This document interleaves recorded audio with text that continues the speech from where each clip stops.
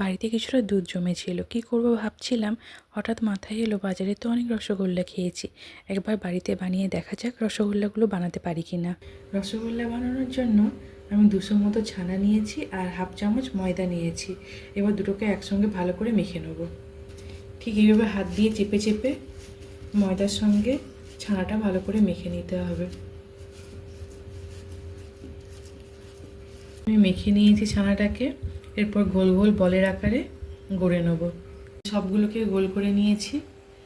এরপর আমি চিনির রস বানিয়ে নেব। এর একটু বেশি আমি চিনি নিয়ে নিয়েছি, কড়ার মধ্যে চিনিটা দিয়ে দিয়েছি। এবার আমি 2 কাপ জল দিয়ে দেবো এর মধ্যে।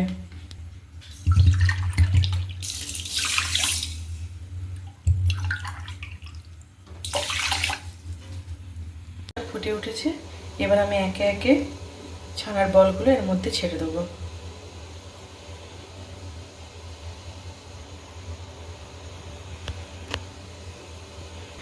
সব ছানার বলগুলো এর মধ্যে ছেড়ে দিয়ে 15-20 মিনিট মতো আমি চাপা দিয়ে এটাকে রেখে দেবো।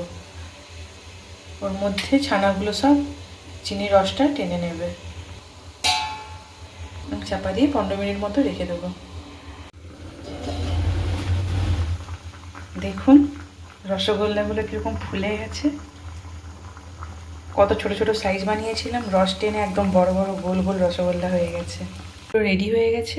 এরপর আমি গ্যাসটা বন্ধ করে দেবো। রসগোল্লাগুলো বাটির মধ্যে নামিয়ে রাখলাম আর উপর থেকে খানিকটা রস ছড়িয়ে দিলাম। রসগোল্লাগুলো খেতে সত্যি খুব সুন্দর হয়েছিল, খুব সফটও হয়েছিল।